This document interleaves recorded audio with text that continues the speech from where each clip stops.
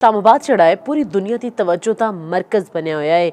पाकिस्तान की मेज़बानी के अंदर जड़ा है वो ईरान और अमेरिका मुज़ाकरात इस्लामाबाद के अंदर हो जा रहे हैं।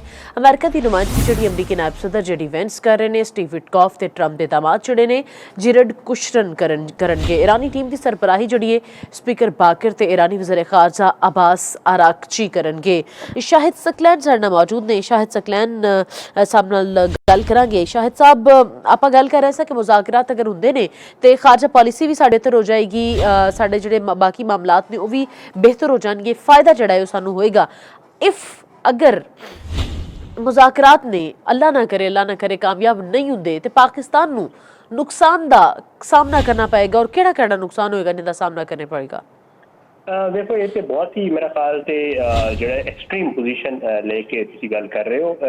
ऑप्टिमिस्टिक हाँ और कोशिश ही की जा रही है और बहुत ज़्यादा उम्मीद भी है कि जो मुज़ाकरात होंगे इंशाल्लाह कामयाब होंगे, क्योंकि मुज़ाकरात की नाकामी जड़ा है वो बिल्कुल ही जड़ा एक बहुत ही अगर तुसी कहो कि जी जाके बिल्कुल एंड से जाके अगर तुसी कहो कि जी नाकामी है, क्योंकि दोवां तरफा तुसी वेख्या कि अमरीका और ईरान वो दोहे राजी ने और वो चाह भी रहे ने कि मुज़ाकरात हों। अगर वो ना चाह रहे होंगे, एक तो अमरीका और ईरान अपने वफद ना भेज दे पाकिस्तान, और दूसरा ये है कि मामला जिन्ने भी होए ने पिछले दिनों के जी जंग लगी या जितना भी नुकसान चाहे वो दोवें तरफ होए, इसराइल भी और मशरक़ वस्ता भी जड़ा ईरान की तरफ खोलो और इवन खलीजी ममालिक और ईरान का बहुत एक बड़ा नुकसान होया।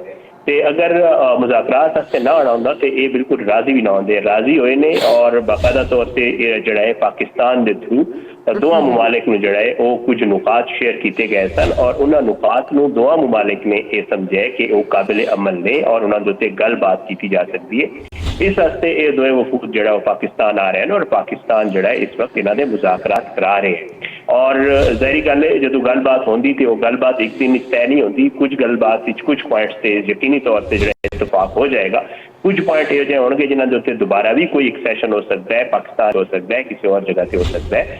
लेकिन ये कहना कि जी मुज़ाकरात बिल्कुल जड़ा है वो खुदा न खासा नाकामी वाले पासे या तो वो अगर मामला है तो तुसीं वेखिया कि इन्हां मुज़ाकरात को सबोताज करने की कोशिश पहले दिन तो की जा रही है, लेकिन वो कामयाब नहीं हुई। इसराइल कोशिश कर रहा है कि सबोताज किया जाए। लबनान से बमबारी हो रही है। लबनान जड़ा है तुहानूं पता है ईरान कह रहा है कि जी साडे मुज़ाकरात विच लबनान शामिल है।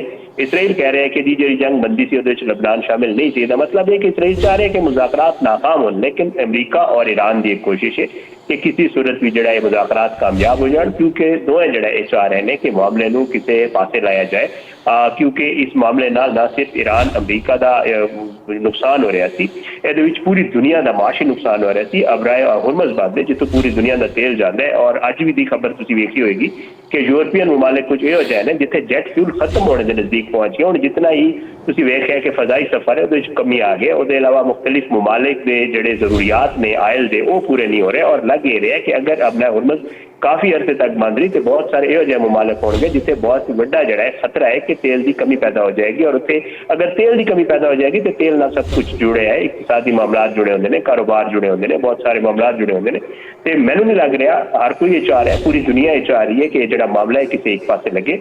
और ये सिर्फ ईरान और अमरीका का मामला नहीं रहा, बल्कि ये पूरी दुनिया का एक मसला बन गया और पूरी दुनिया का मामला बन गया।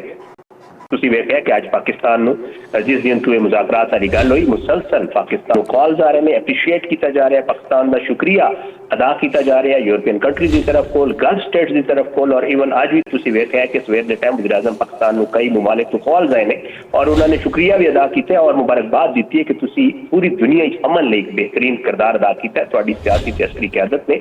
इस वास्ते मैनूं ये लग रहा है कि इंशाअल्लाह जिहड़े मुज़ाकरात होणगे ये जरूर किसी पॉइंट से किसी एक नुक्ते से जरूर इतफाक हो जाएगा। और वो नुक्ते से इतफाक होना इसलिए भी जरूरी है कि वो दुनिया के अमन वास्ते बड़ा जरूरी है।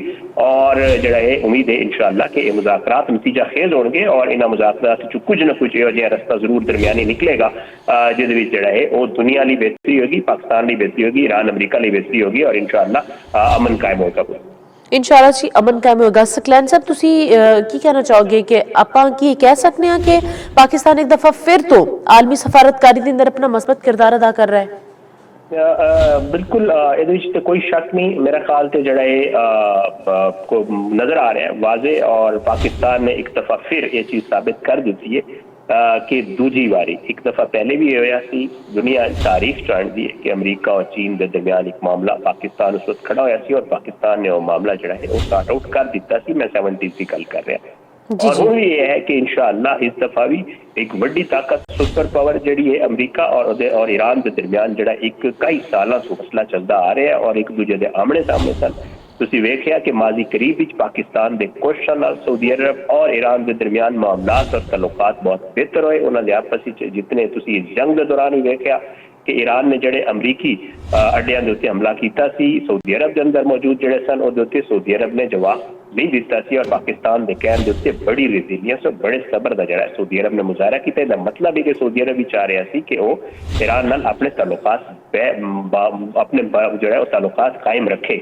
इस वास्ते जो हुण ये भी अमरीका भी चाह रहा है कि वह जिते एक लंबे अरसे तो एक मसला चलता आ रहा है उन्होंने किसी एक पासे लाया जाए और एक पाकिस्तान की बहुत वड्डी कामयाबी और पाकिस्तान दुनिया के विच एक जड़ा है वो सालिस के तौर से अमन कायम करने वाले सफीर के तौर से और जड़ा है दुनिया नूं अमन का गहवारा बनाने वाले एक मुल्क के तौर से जड़ा है सामने आ रहा है और पाकिस्तान के आस पास या पाकिस्तान की जी जड़ा है वो बुराई चाड़ने वाले जितने भी आस पास साढ़े दहशतगर्द मुमालिक ने मैं इंडिया की गल कर रहा चाहे अफगानिस्तान प्रॉक्सी के तौर पर इस्तेमाल हो रहा है या इसराइल की मैं गल कर रहा उन्हें वेख लिया है कि पाकिस्तान जड़ा है वो हमेशा तो ही अमन का नंबरदार है। पाकिस्तान हमेशा तो ही अमन चाहता है और पाकिस्तान ने ये पूरी दुनिया को विखा दिता है कि पाकिस्तान अमन का दाई है और सुपर पावर के मुल्क नाल भी गलबात करके पाकिस्तान अमन कायम करवा सकता है। उम्मीद है इंशाअल्लाह के ये मामला बहुत ही बेहतरी वाले पास है।